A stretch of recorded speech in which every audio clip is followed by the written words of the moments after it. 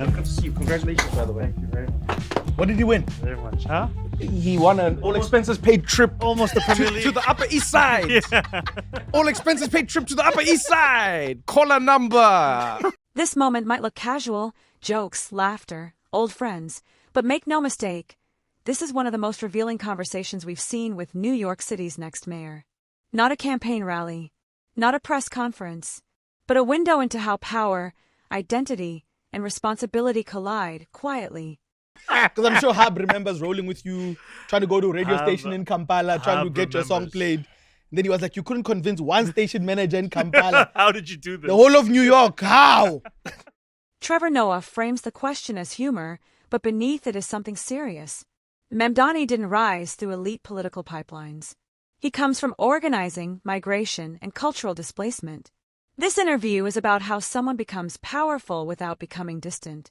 Can I tell you, I'll give you a tip Give it to me. that I learned like very early on with The Daily Show and everything. Yeah. Nothing is off the You're record. never gonna know. No.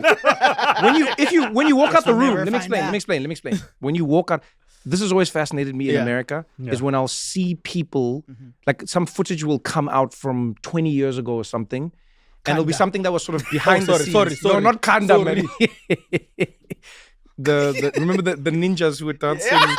There was the other video though. What would I know? Yes, that was that one. You So know, my regret is that my dad dressed up as a ninja you're lying. for that video. Nah. And the director of the video taped over that part. No, So man, it's gone. That Mill ninja stole the show though. Yeah, there was one ninja in one Too of the. much swag for a ninja. I was like, this ninja's black. This is a black ninja. Oh man. Yeah, tell me about this thing about America because I'm trying to learn as much So, as I can. Yeah, so what I was saying is like, I was always intrigued by how people would trust just like a handshake agreement everywhere. People are like, oh, this is off the record, but there's a camera rolling and there's sound recording. And we're like, this is off the record. And then 10 years later or 5 years later, or even a day later, the clip comes out. This isn't just media advice, it's a warning. Mamdani understands visibility changes truth. Every word is recorded, every joke archived. This is what modern leadership looks like. Permanent accountability, whether you want it or not. There must be a ton of people out there who go, they just know you as Zohran. Yeah. And then now you are Zohran Mamdani, the next mayor of New York City. Yeah.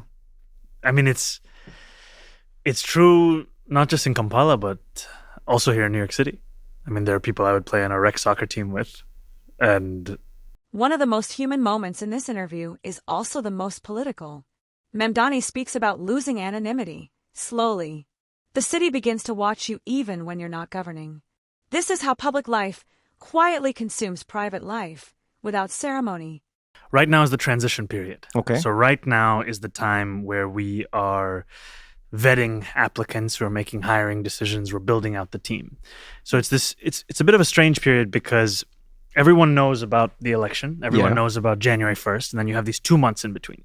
And so typically in these 2 months, it's a lot of kind of pomp and pageantry. Yeah. We want to get ahead of January 1st. We want to make the decisions and the appointments in advance of January 1st. This is where the interview becomes revealing. Mamdani rejects political favoritism. He describes choosing people not by loyalty, but by capacity. In his words, "Do you think this person can do the job?" That question alone separates symbolic leadership from operational leadership. Interviewing like Trump, for instance, on a right-wing platform, go like, dog, I don't know about that wall. I don't know, man. That's a big-ass wall. How are you going to do it? Do you get what I'm saying? I do. I think it's you have people, it seems like Republicans have a limitless imagination. Yeah. And as Democrats, we're constructing an ever-lowering ceiling of possibility. It's right here. Yeah. You know, and we are robbing ourselves of ambition and imagination, and we're telling people that their choice is between settling or sacrifice. And neither of these are enough. This may be the most important line of the entire interview. Mamdani argues politics has lost imagination, not intelligence. He connects faith, belief, and hope, not as religion, but as the courage to imagine a future better than survival. For the things that you didn't, like, how would you want people to judge your failures, which are inevitable in anything that people do? We built a campaign around 3 policy commitments. Yeah. Freezing the rent for rent-stabilized tenants, making the slowest buses in America fast and free, delivering universal childcare. We have to deliver these things. Okay.